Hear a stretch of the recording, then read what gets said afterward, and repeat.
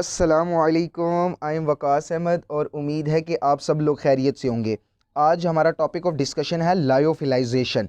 Lyophilisation एक ऐसा procedure है जिसकी मदद से हम अपनी तमाम की तमाम फार्मास्यूटिकल प्रोडक्ट्स को माइक्रोबियल कंटामिनेशन से बचा सकते हैं।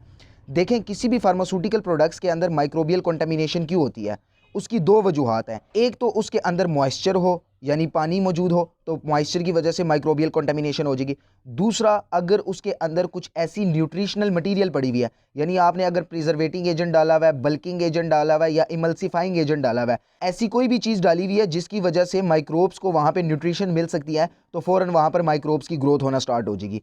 तो लायोफिलाइजेशन एक ऐसा प्रोसीजर है जिसकी वजह से हम किसी भी फार्मास्यूटिकल प्रोडक्ट्स के अंदर से जो पानी होता है या मॉइस्चर होता है उसको रिमूव कर देते हैं। जब पानी रिमूव हो जाएगा, मॉइस्चर रिमूव हो जाएगा, तो उसकी वजह से किसी किस्म की भी माइक्रोबियल कंटामिनेशन नहीं हो पाएगी। अब मॉइस्चर को रिमूव करने का सबसे बेहतरीन तरीका ये होता है कि जो भी फार्मास्यूटिकल प्रोडक्ट्स होती है ना, मिसाल के तौर पे अगर हमने इंजेक्शंस के अंदर जो जो चीज़ें डालनी थी वो बना ली, हम उसको बॉयल करें, हीट अप करें। जब हम उसे हीट करेंगे ना, हीट करने के बाद उसके अंदर जितना भी वाटर होगा या मॉइस्चर कंटेंट होगा वो एवापोरेट हो जाएगा और हमारे पास मॉइस्चर फ्री फार्मास्यूटिकल प्रोडक्ट हासिल हो जाएगी। लेकिन लायोफिलाइजेशन में हम उसका उलट करते हैं। लायोफिलाइजेशन हम करते ही उन्हीं प्रोडक्ट की हैं जिनको हीट करें तो हीट करने से वो ख़राब हो जाती हैं। तो लायोफिलाइजेशन में हम क्या करेंगे, हमने पानी तो एवापोरेट करवाना है, वहाँ से मॉइस्चर तो रिमूव करवाना है। अब हम इसमें उसका उलट करेंगे, यानी जो भी फार्मास्यूटिकल प्रोडक्ट होगा हम उसे बॉयल करने की बजाय उसे फ्रीज करेंगे। जब हम उसे फ्रीज करेंगे तो जो भी वाटर होगा या मॉइस्चर कंटेंट होगा तो उसकी वजह से बर्फ़ बन जाएगी या आइस के क्रिस्टल्स बन जाएंगे। फिर वो जो आइस के क्रिस्टल्स होंगे हम उसे लो प्रेशर पे ले जाएंगे और लो टेम्परेचर पे ले जाएंगे। लो प्रेशर और लो टेम्परेचर में हम उसकी सब्लिमेशन कर देंगे। सब्लिमेशन का क्या मतलब है कि आइस को आपने डायरेक्ट वेपर्स में कन्वर्ट कर देना है। तो जब आइस डायरेक्ट वेपर में कन्वर्ट हो जाएगी तो वेपर्स उड़ जाएंगे, उड़ने के बाद आपके पास मॉइस्चर फ्री फार्मास्यूटिकल प्रोडक्ट हासिल हो जाएगी। यानी the process in which water is removed from the product after it is frozen, यानी फ्रोज करने के बाद, फ्रीज करने के बाद आपने पानी को रिमूव कर देना है and it is placed under vacuum, और वैक्यूम में रखना है, allowing ice to change directly into vapours, ताकि आइस आपकी जो बनी हुई है वो वेपर्स में डायरेक्ट चेंज हो जाए, जिस प्रोसेस को हम सब्लिमेशन कहते हैं, आर नोन एज लायोफिलाइजेशन। अब मैं आपको ना थोड़ा सा सब्लिमेशन का बर्ड आई व्यू दे देता हूँ कि सब्लिमेशन बेसिकली होती क्या है।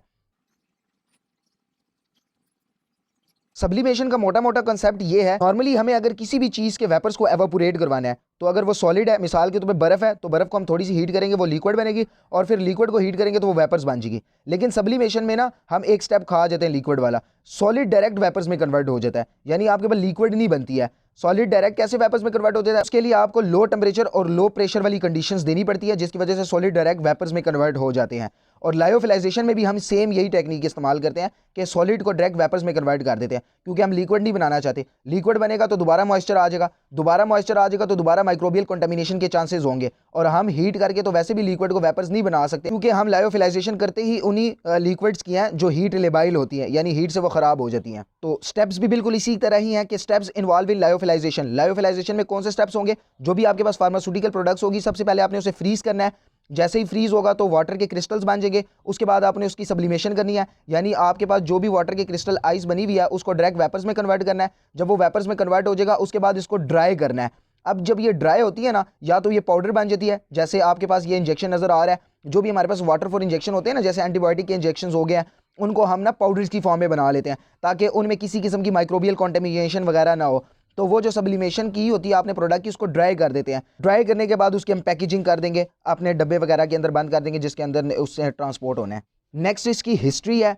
हिस्ट्री इसकी ये है कि इसको सबसे पहले ना सेकंड वर्ल्ड वॉर के अंदर इस्तेमाल किया गया था for the transport of serum. Second world war में आपको पता है कि पहली बार ना पाउडर गन का, यानी गन का, पिस्तौलों का और टैंक्स वगैरह का ना पहली बार इस्तेमाल किया गया था, जिसकी वजह से क्या हो गया था कि बहुत ज़्यादा लोग, तकरीबन 1 करोड़ के करीब करीब ना सिपाही ज़ख्मी हो गए थे। और जो ज़ख्मी होते थे या तो उनकी टांग काटनी पड़ती थी या उनका हाथ काटना पड़ता था। तो आपको पता है कि जब भी टांग या हाथ वगैरह काटना पड़ता है या कोई ऑपरेट करना पड़ता है तो उसके लिए खून की बहुत ज़्यादा ज़रूरत होती है। तो खून को एक जगह से दूसरी जगह सप्लाई जब वो करते थे तो उनके पास कोई एंटी कोगुलेंट एजेंट तो होता नहीं था। तो अगर मिसाल के तौर पे एक बंदे से खून निकाल के दूसरे बंदे को लगाने भी लगे हैं तो वो खून क्लॉट हो जाता था और लगाने के काबिल ही नहीं होता था। तो फिर वहाँ पे इन्होंने लायोफिलाइजेशन प्रोसेस को इस्तेमाल किया। जो भी ब्लड होता था, जो उसके अंदर सीरम होता था, सीरम को फ्रीज करते थे, फ्रीज करने के बाद उसके अंदर जो मॉइस्चर कंटेंट होता था उसे एवापोरेट करवा देते थे, और उसके बाद फिर सीरम को एक जगह से दूसरी जगह ट्रांसपोर्ट करते थे, और जब बंदे को ब्लड लगाना होता था तो उसके अंदर वाटर दोबारा डाल देते थे। तो सिंपल ये वाली टेक्निक लायोफिलाइजेशन की सेकंड वर्ल्ड वॉर के अंदर इस्तेमाल की गई थी ताकि लोगों की जान बचाई जा सके। नेक्स्ट है प्रिंसिपल, सॉरी यहाँ पे प्रोसीजर लिखा हुआ है लेकिन असल में ये प्रिंसिपल है। ये फिजिक्स का एक इंपॉर्टेंट प्रिंसिपल है, प्रिंसिपल ऑफ सब्लिमेशन, यानी ये प्रिंसिपल ऑफ सब्लिमेशन को फॉलो करती है। हमें पता है कि सब्लिमेशन में क्या होता है कि solid directly change into vapours, vapours में डायरेक्ट सॉलिड चेंज हो जाते हैं। ये प्रोसीजर जो है ना सिर्फ और सिर्फ पेरेंटल सॉल्यूशंस के लिए किया जाता है। ये बात आपने लाजमी याद करनी है। पेरेंटल सॉल्यूशन कौन से है? मिसाल के तौर पे आप कोई आई ऑइंटमेंट बना रहे हैं, आप ईयर ड्रॉप्स बना रहे हैं, आप कोई इंजेक्शंस बना रहे हैं, एंटीबायोटिक इंजेक्शन बना रहे हैं, इसके अलावा आप अगर कोई एंटीवायरल प्रोटीन्स वगैरह बना रहे हैं, उनके अंदर से अगर आपने मॉइस्चर कंटेंट को रिमूव करवाना है और उन्हें माइक्रोबियल कंटामिनेशन से पाक करवाना है तो उसके लिए आप लायोफिलाइजेशन प्रोसेस को इस्तेमाल करेंगे। नेक्स्ट एंड लास्ट ऑब्जेक्टिव्स, यानी हमें लायोफिलाइजेशन प्रोसीजर का फ़ायदा क्या होता है? सबसे मेन और सबसे बड़ा फ़ायदा यह है कि to preserve the biological activity of the products. इसका क्या मतलब है? इसका मतलब यह है कि मिसाल के तौर पे आपने कोई इंजेक्शन बनाया हुआ है, आपने कोई आई ड्रॉप्स बनाई हुई है, अब आप चाहते हैं कि वो आई ड्रॉप्स 1 साल तक 2 साल तक अपने बायोलॉजिकल एक्टिविटीज़ को परफॉर्म करते रहें। तो वो जो बायोलॉजिकल एक्टिविटीज़ तभी परफॉर्म होंगी जब उसके अंदर कोई माइक्रोबियल कंटामिनेशन नहीं होगी, क्योंकि अगर उसके अंदर कोई माइक्रोबियल कंटामिनेशन होगी तो वो फिर तो 1 महीने के अंदर 2 महीने के अंदर ख़राब हो जाएगा। तो आप कभी भी ये नहीं चाहते कि आपकी फार्मास्यूटिकल प्रोडक्ट्स जल्दी ख़राब हो जाए, क्योंकि अगर आपकी फार्मास्यूटिकल प्रोडक्ट्स ख़राब होगी आपकी कंपनी का नाम ख़राब होगा और आपकी कंपनी फ़ौरन डाउन हो जाएगी। तो पहला मेन ऑब्जेक्टिव क्या है? To preserve the biological activities of the product. Number 2 है to reduce the product weight. देखें, आप अगर किसी भी प्रोडक्ट के अंदर से मॉइस्चर को रिमूव कर देते हैं तो उस प्रोडक्ट का वेट कम हो जाता है। मिसाल के तौर पे आपने इंजेक्शन पहले बनाना था तो आप अब इंजेक्शन ना बनाएं, उसको पाउडर की फॉर्म में बना लें और साथ में छोटा सा वाटर फॉर इंजेक्शन दे दें। जब इसको बनाना होगा तो उसके अंदर वाटर फॉर इंजेक्शन डाल दें और आपका इंजेक्शन तैयार हो जाएगा। तो दूसरा मेन काम क्या हो रहा है कि आपका जो प्रोडक्ट है उसका वेट कम हो रहा है। जब वेट कम होगा तो एक जगह से दूसरी जगह जब उसको लेके जाएंगे, मजदूर लेके जा रहे हैं तो वो कम कॉटन उठाएंगे, उनके पैसे कम लगेंगे। एक जगह से दूसरी जगह गाड़ी लेके जा रही है तो वो अब कम चीज़ें लेके जाएगी, इसकी वजह से आपकी जो ट्रांसपोर्ट का कॉस्ट होगा वो भी कम हो जाएगा।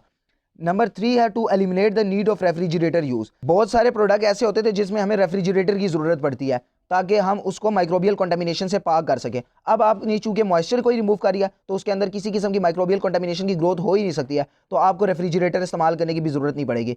चौथा है to get the accurate sterile dosing into the final container.